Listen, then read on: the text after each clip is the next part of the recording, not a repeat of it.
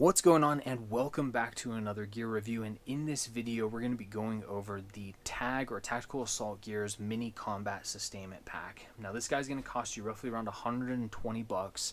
It does come in a couple of different camo patterns and colors, so you do have some options, especially if you're in a unit, organization, or department that requires you to run a specific color or camo pattern. You do have that, so you do have some options with it. This is just the multicam version.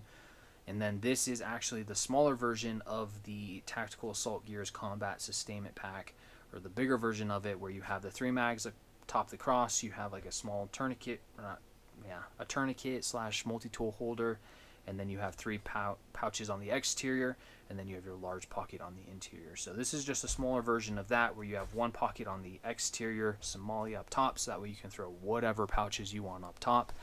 You have the 3 mag holders, and then you also have the compartment that you can look down into and throw a jacket, camel pack, food, whatever you may need for your mission or operational environment.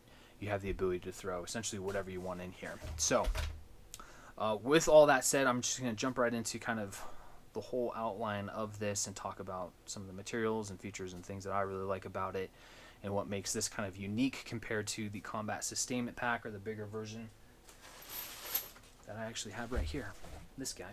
So I will have some additional videos and content when it comes to setting this up and throwing a bunch of equipment in here, and also have some additional content for the Combat Sustainment Pack for vehicle loadout stuff. So this one I think is more for, in my opinion, more for individual kit and setting that up on the back of a plate carrier. Not as capable when it comes to having the shoulder straps and everything, so that way you can run this with like a flick or a mag panel. So yeah, with that, almost completely made out of 500D Cordura, excuse me, both front and back and interior. Really good setup when it comes to the material. It's nice and lightweight, it doesn't retain a lot of water.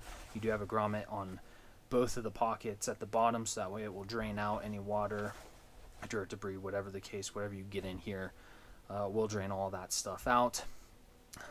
You have your large pocket on the bottom with your top zipper. A lot of space to be able to throw whatever you want in there. I like to throw more mission essential equipment stuff on the exterior, so that way it's easier to access, especially if somebody else is coming up and grabbing stuff out of my kit. So I kind of reserve those exterior pockets for mission essential equipment. And then up top here with the molly, me personally, I would probably run like 3 flashbang pouches, and then some, probably like a small general purpose pouch, so that way I have some options when it comes down to how I can set this guy up, or just run flashbang pouches on the exterior of this, so that way you can run Enola Gay smoke, IWA Technologies, I believe, whatever their company name is. They have the civilian flashbangs that you can get, so that way you can run both smoke and flashbangs on the exterior inside of a small flashbang pouch. And then if you want to throw a tourniquet on, or not a tourniquet, but a multi-tool pouch on there as well, you can also run that as well. So then that way you're essentially getting a lot of the same benefits of the full-size Combat Sustainment Pack, but just in the smaller, more compact configuration. With that, like I said, you do have your mag holders up top here. You can run anything from, you know, your standard AR-15 mags to AR-15 mags with extensions to AK-47 mags. You do have a lot of options when it comes to the different types of mags that you can throw up top here. I haven't tested anything like SR-25 or M110 or an AR-10 or a Remington 700. I haven't tested any of that stuff out with these mag pouches, but I'm going to venture to say they probably will hold an AR-10 mag. I don't know about a Remington 700 mag, but I bet it probably would. The issue that you're going to run in with that is those mags are typically kind of short. So interior wise though, you do have quite a bit of space for a small camelback, and then say a jacket, maps, whatever mission essential equipment that you may need. You have quite a bit of space on the interior for all of that stuff. I think for the standard one, let me take a look real quick. No, they are both the same. So both the standard Combat Sustainment Pack and the Mini Combat Sustainment Pack only have just that single pocket, compared to other systems like the Eagle Industries Map Pack and the Beaver Tail. from what I remember, they actually have kind of a split system where you have like a camelback pocket and then you have another pocket for whatever the case may be. I may be wrong on that, but I have seen a lot of other systems similar to this that have split systems in that primary pocket, so that way you can run water and other equipment. So this just has a single pocket as well as the combat sustainment pack.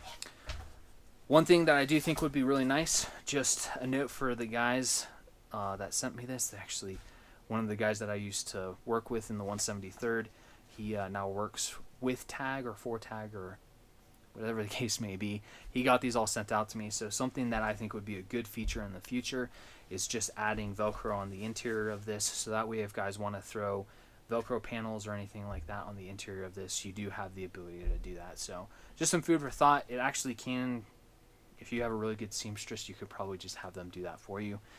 But just something to think about in the event that you might want to modify it just a little bit. There is plenty of space though if you want to run like a small Grandman Tactical rigid MOLLE panel. You could definitely throw that on the interior of there, and then that way you have some organization and the ability to run stuff in just in a more organized fashion. So with that, you do have the loop up here at the top, so that way that will hold your camelback up and not allow that to sink to the bottom. And then you do also have your little hose, whatever channel thing right there. So with that, on the back side you can see you have all of the MOLLE, so that way you can MOLLE this into your plate carrier or a back panel. I would probably run this on a back panel, just so that way I have the ability to maximize the space that I have on that plate carrier, so that way the interior of that panel is running all my cabling for all my radios and stuff like that. And then this is just attached to a standard MOLLE panel and can be zipped off and zipped on, and you can change your whole entire configuration and how that back panel is set up based off of your mission and what you have going on. So with that, like I said, you got the MOLLEs, or the MOLLE, for all of that setup and configuration. You can run it straight to the plate carrier or to a back panel, and then you also have these small little D-rings. I'm going to be honest, I almost never use the D-rings when it comes to any type of pack like this, but what I could definitely use that for is channeling, just for whether it be like a cable or a radio antenna. And I mean, the first thing that would come to mind is having a rigid antenna on the exterior of this, and then you just run the connector to the bottom of it, so then that way if this needs to come off, you're just disconnecting all of it, it's already good to go. It's just an option, but even then you could definitely run the antenna on the interior of the plate carrier, and that way you don't have to take it off at all.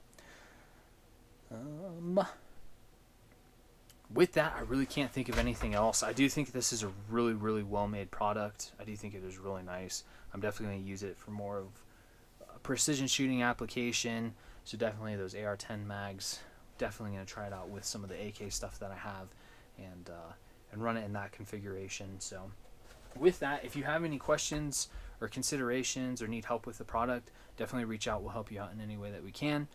And with that, like, share, and subscribe, and we'll see you next time.